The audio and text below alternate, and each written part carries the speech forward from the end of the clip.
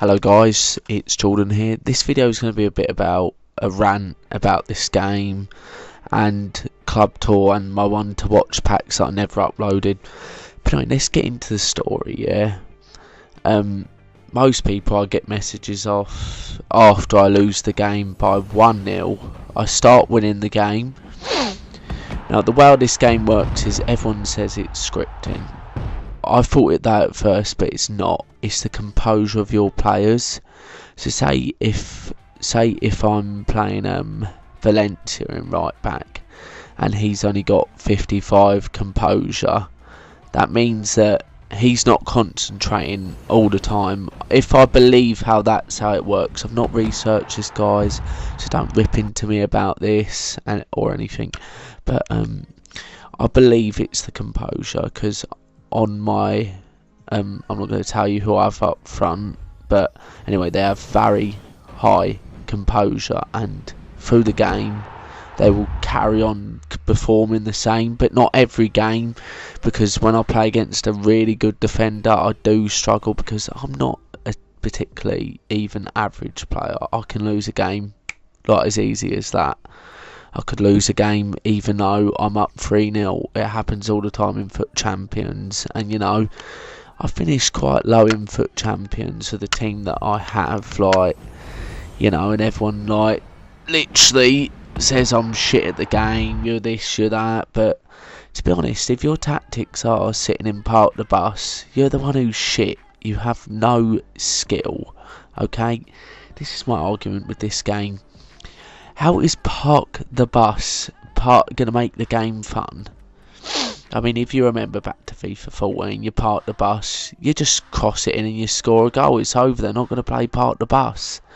You know, in this game, they're sitting in park the bus, running these tactics, you know, I've run them.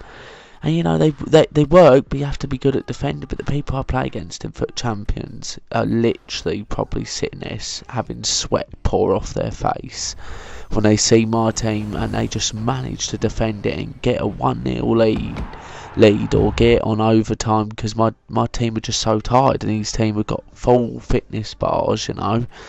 And I don't know why EA bring it into the game. You don't have to make it literally like real life when it's not. Okay, would you say? I would say I've played with Messi, you know, and his touch sometimes, like about 10 times in a game, he'll get a shit touch, you know, or the ball will fall out of his feet. Do you see that in real life? You'll see it once or twice in a game, not that many times. That's how EA are so fake.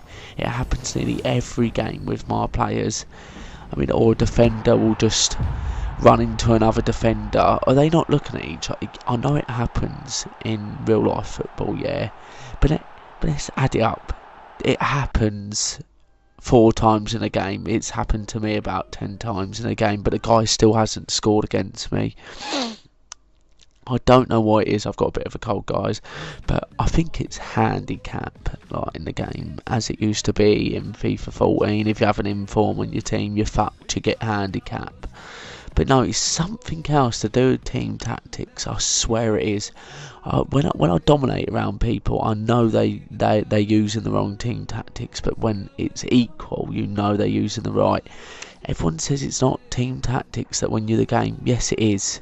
Because look at the bottom 3, yeah? Pressure is where your defence is lined up.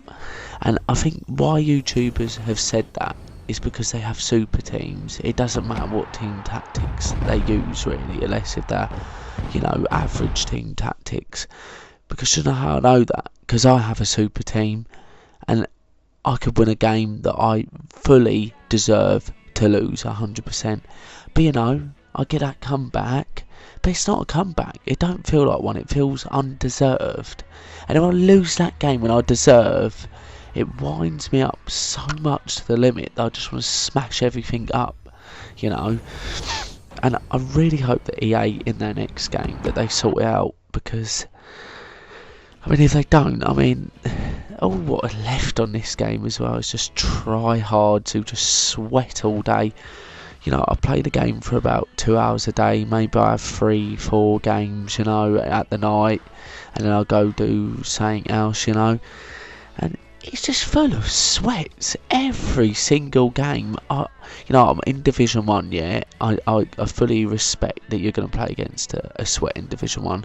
I'll go play single player, sweats on there. It's like, if you're going to sweat that much, go play Divisions. I come on here for a nice, quiet pass around game, maybe not an easy win, but these kids are literally sweating.